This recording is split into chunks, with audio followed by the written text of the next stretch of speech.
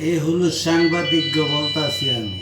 এই হলুদ সাংবাদিকরা হিরো আলমের নামে এতই যে কেল তোরা মিডিয়ায় প্রচারণা করতেছ, তাইলে হিরো আলমের কয়টা বউ লাগে রে?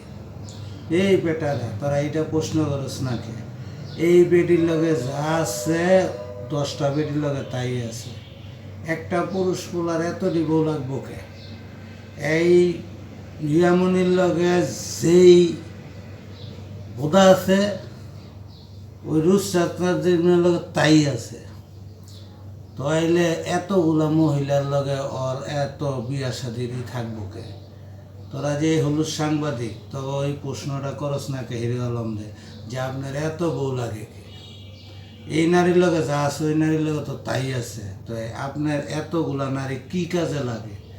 এই প্রশ্নটা কেন করস না? তোরা হলুদ সাংবাদিকরা ভিউ কামানের লেগা এই যে দুই ধারে নারী লয়ে যে তোরা সম্মেলন করতেছ, এই নারীগুলার ইজ্জত নাই, তোদেরও সম্মান নাই। যদি তোকে সম্মান থাকতো তাহলে পরকীয়া নিয়ে তোরা এইভাবে প্রেস মিটিং করতে পারতি না? পরকীয়া নিয়ে এইরকমভাবে দেশে মিডিয়ার ভিতরে ছড়াই ছিটাইয়া যুব সমাজ নষ্ট করতে পারতি না? তো গো খাইয়ালে কোনো কাম নাই।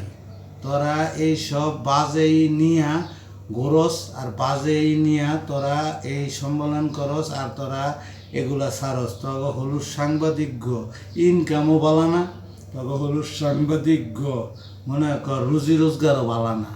এটি পরকালে তোরা হিসাব দিবি। তগ কারণে আজকে পরকিয়া করতে পারে। তোরা যদি এগুলা প্রশ্রয় না দিতি, ওই হিরো আলমরে ধরে জিগাতি যে আপনার এতগুলা মহিলা লাগবো কেন? এই মহিলার কাছে যা আছে ওই মহিলার কাছে তো তাই আছে।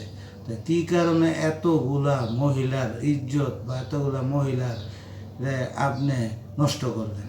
এটা দেশবাসীর কাছে তো হলুদ সাংবাদিকের তুলে ধরা উচিত না, ওর বিচার হওয়া উচিত না?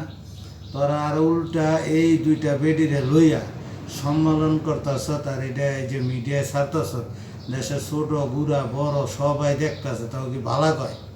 এই বেটারা তখন ইজ্জত আছে না, সম্মান আছে? এই বাজে একটা পোলার লেগা আর বাজে দুইটা মহিলার লেগা তোরা আলতু ফালতু জিনিস ইউটিউবে ছাড়স। এটি তো ইউটিউবের যে প্রেসিডেন্ট হ্যাঁ তো জানে না, জানলে তগো এই হলুদ সাংবাদিক ভিউ দিব দূরে থাক, তগো এটি সব বরবাদ করে দিত। তাই বলতেছি, মনে কষ্ট নিও না। এই হলুদ সাংবাদিকরা তোমরা দয়া করে এইগুলোতে বিরত থাকো।